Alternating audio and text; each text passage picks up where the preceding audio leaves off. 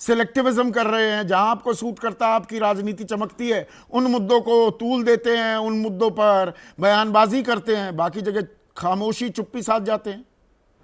ये कह रहे हैं रोहित। नहीं नहीं, हम चुप्पी नहीं साधते। हम जो दलितों के, पिछड़ों के साथ अन्याय हो रहा उस पर भी आवाज़ उठाते हैं, और जो अल्पसंख्यक के साथ अन्याय हो रहा उस पर भी आवाज़ उठाते हैं। लेकिन संदीप जी, जो आपने मूल मुद्दा उठाया है, ये एक तो मैं इसके लिए आपकी बहुत प्रशंसा करना चाहूँगा, सराहना करना चाहूँगा कि आपने बहुत महत्वपूर्ण मुद्दे पे चर्चा आप कर रहे हैं। आजकल मीडिया में ऐसे मुद्दों पर चर्चा होती नहीं है। मीडिया केवल हिंदू मुसलमान की चर्चा कराता है, दलित और पिछड़े एजेंडा से बाहर हो गए हैं।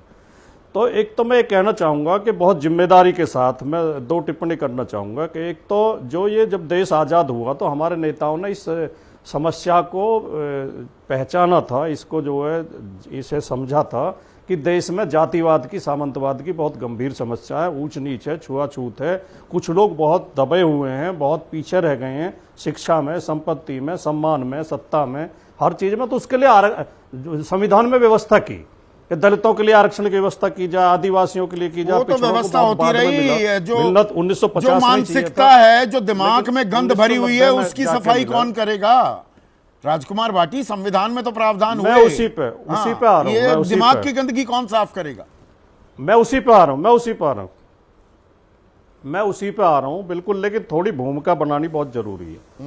तो ये संविधान में तो व्यवस्था होगी, लेकिन हमारा जो सामंती समाज है, जो भेदभाव करने वाला समाज, उसने दिल से नहीं इसे स्वीकार किया, और वो प्रावधान आज तक लागू नहीं है। दलितों का कोटा आज तक पूरा नहीं हुआ नौकरियों में, और पिछड़ों को तो लगभग आरक्षण, अब जहां जहां बीजेपी की सरकारें हैं, पिछड़ों का लगभग खत्म कर दिया। पिछड़ों की कट ऑफ जो है ईडब्ल्यूएस से ऊपर जा रही है।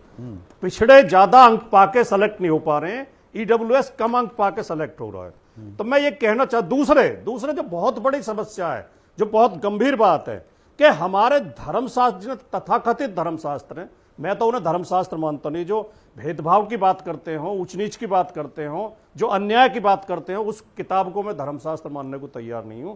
लेकिन ये तथाकथित धर्मशास्त्र इस ऊंच नीच का समर्थन करते हैं, चाहे मनुस्मृति हो, चाहे रामचरितमानस हो, चाहे दूसरे ग्रंथ हो। तो हमें दो काम करने पड़ेंगे संदीप जी। मैं इसलिए मैंने ये भूमिका बनाई। एक तो हमें जो अब संवैधानिक प्रावधान है पिछड़ों दलितों को हक देने के, उन्हें सख्ती के साथ लागू करना पड़ेगा। दूसरे, हमें धार्मिक पाखंड का भी पुरजोर विरोध करना पड़ेगा, धार्मिक पाखंड से निकलना पड़ेगा। इसमें मैं राजनीतिक पाखंड भी जोड़ दूं क्या? एक सेकंड। नहीं, आपने अच्छी बात कही राजकुमार भाटी, पर ये धार्मिक पाखंड के साथ मैं राजनीतिक, बिल्कुल जोड़ दो आप राजनीतिक पाखंड, क्योंकि रोहित ने जो सवाल पूछा उससे आप कन्नी काट गए। मोहित खान का सुनिए ना, मोहित खान का जिक्र किया, वहां पर आप अपना पल्ला झाड़ते हुए नजर आते हैं। कहीं डीएनए की मांग होती है, कहीं नहीं होती है। और आपने, एक मिनट सुनिए ना, please hold on for a minute ना राजकुमार भाई। 1996 ध्यान है, गेस्ट हाउस कांड, आप लोहिया की भी बात कर दी, आपने भीमराव अंबेडकर की बात कर दी, संविधान की बात कर दी। मायावती के साथ क्या किया था? वो सामंती सोच ही नहीं थी क्या? एक दलित महिला साथ में सत्ता का स्वाद भी चखना चाह रहे थे, और क्या हुआ था 1996 में?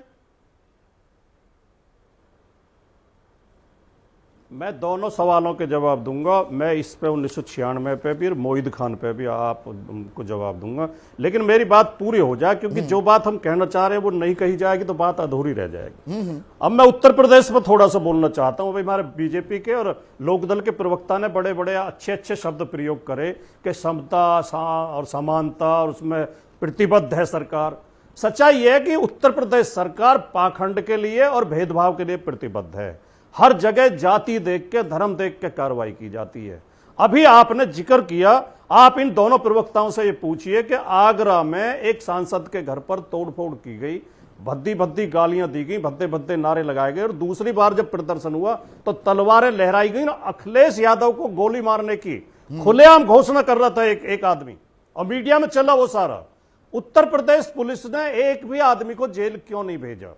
और मैं आपकी जानकारी के लिए बता दूं, ये अंदर की बात बहुत लोगों को पता है, बहुत को पता नहीं है। जिस दिन रामजीलाल सुमन जी के घर पे हमला हुआ था, पुलिस ने 14 लोगों को हिरासत में लिया था जो उस हमले में शामिल थे।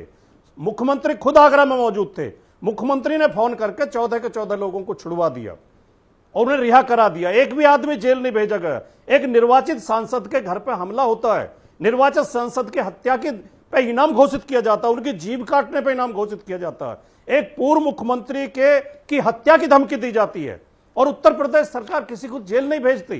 तो क्या ये साफ प्रमाण नहीं है कि उत्तर प्रदेश सरकार का तो आपसे सीख संरक्षण रहे प्राप्त हैं, है इन गुंडों को? आपसे सीख और रहे ये हैं। मुलायम कर्मी सिंह सेना- यादव अब ये एक 10-11 साल की ना बोल पा रही थी, वो बच्ची बोल सकती थी ना सुन सकती थी, उसके साथ जो दुष्कर्म किया गया, अब उस पर आपकी संवेदनाओं का उबार तो साफ झलक रहा है और झलकना चाहिए, उसमें मुझे आपत्ति नहीं।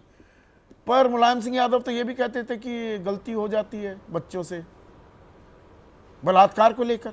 नहीं, वो संदर्भ दूसरा, उस संदर्भ को गलत जोड़ते हैं लोग इस तरह। नेताजी ने यह कहा था कि फांसी की सजा का प्रावधान नहीं होना चाहिए। कई मुकदमे फर्जी भी होते हैं, लड़का लड़की साथ रहते हैं, लिव इन में रहते हैं, फिर झगड़ा हो जाता है, लड़की जाकर रेप का मुकदमा करा देती है, तो क्या उस लड़के को फांसी दे दोगे? यहां उन्होंने कहा था कि बच्चे हैं, गलती हो जाती है। उन्होंने रेपिस्ट को बचाने की बात नहीं की थी ना। वो नेताजी जैसा आदमी कहीं रेप नहीं, पर वो ठीक है, वो तो महिलाओं का इतना अच्छा है, सम्मान आपने करते ये बात, थे, लेकिन समाजवादी आपने ये संदर्भ भी दिया, लेकिन प्रियंका बात असल में एक लाइन की है क्या? अंबेडकर जयंती तो हम मनाएंगे, दलितों को कब अपना बनाएंगे? सवाल यहां है ना। दलितों को अपना मान लिया क्या हमने? आज भी या वो हाशिए पर ही पड़े हैं?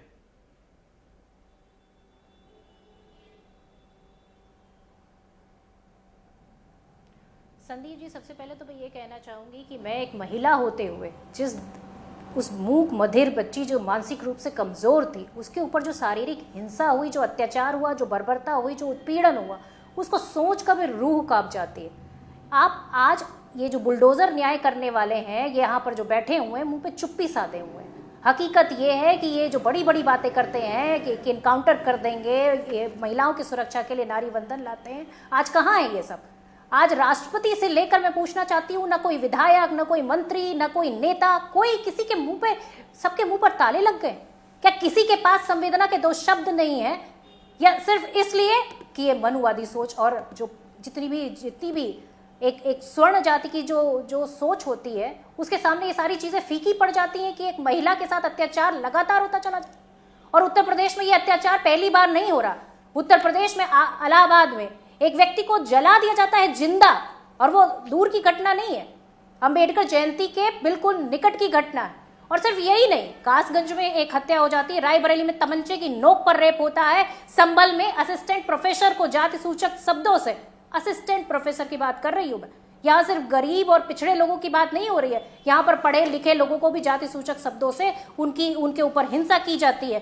सहारनपुर में भी एक दलित का सिर कुचल दिया जाता है, उसकी हत्या हो जाती है। अयोध्या में दलित लड़की की हत्या हो जाती है।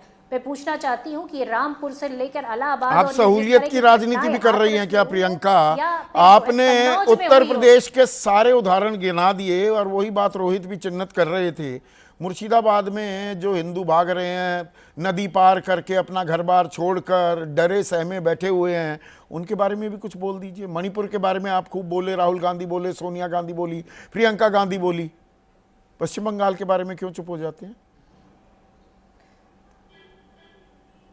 बिल्कुल चुप नहीं होते। वहां पर हमारे जितने भी नेता हैं, उन्होंने खुलकर विरोध किया। और मैं समझती हूँ कि वहां की जिम्मेदारी भी अगर ममता बनर्जी की जितनी है, तो अगर इतने लंबे लंबे ट्वीट कर रहे हैं राहुल गांधी, जिम्मेदारी तो केंद्र सरकार की भी है। और प्रियंका गांधी वाड्रा चुप बैठी हुई है वहां पर। पश्चिम बंगाल को लेकर ट्वीट मुझे पड़ेगी ना। पश्चिम बंगाल को लेकर मुझे कोई ट्वीट दिखाई नहीं दिए उनकी टाइमलाइन पर। अरे भाई, मैं समझती हूँ कि जितना विरोध किया गया कांग्रेस की तरफ से, वो पूरा विरोध किया गया। वहां के जितने भी नेता थे, सबने विरोध किया, बल्कि खुलकर विरोध किया। कौन चुप खड़ा हुआ था? गलत को गलत कहना कोई अपराध नहीं होता। मैं सिर्फ इतना पूछना चाहती हूँ कि जब उत्तर प्रदेश में जब टीकाराम जी आते हैं मंदिर में प्रभु श्री राम के दर्शन के लिए, तो फिर उनके जाने के बाद मंदिर को गंगा जल से क्यों धुला जाता है? ये कौन सी सोच है? ये वही सोच है जिसमें जाति और धर्म देखकर सिर्फ जो है न्याय किया जाता है, बुलडोजर न्याय जिसको कहते हैं। जाति और धर्म देख के इनकाउंटर किए जाते हैं। ये उत्तर प्रदेश का न्याय। उत्तर प्रदेश का न्याय ये है कि महिलाओं पर लगातार अत्याचार हो रहे, कितने फास्ट ट्रैक कोर्ट बनाकर कितनी औरतों को इंसाफ मिला है। सिर्फ बड़ी बड़ी बातें करने और बड़े बड़े पोस्टर लगा देने से काम नहीं चलता है। आप बताइए कि आपने जमीनी लेवल पर जाकर क्या काम किया। आज भी महिलाएं न्याय के लिए तरस रही हैं। लोग अपने आप को आत्मदाह करने पर मजबूर है, तब जाकर उनकी सुनवाई होती है, तब जाकर कहीं कोई कैमरा आता है। हकीकत यह है कि सब चुप बैठे हुए हैं। चुप इसलिए बैठे हुए हैं क्योंकि ये सोच गलत है। ये सोच वही है जो आरएसएस की सोच है, ये सोच वही है जो सामंतवादी सोच है, और ये सोच वही है जो मनुवादी सोच और मानसिकता का भी सवाल है। एक मिनट सरकार रहेगी तब तक निचले पायदान पे खड़े लोगों को कभी न्याय नहीं मिल पाएगा। ठीक है, बद्री नारायण,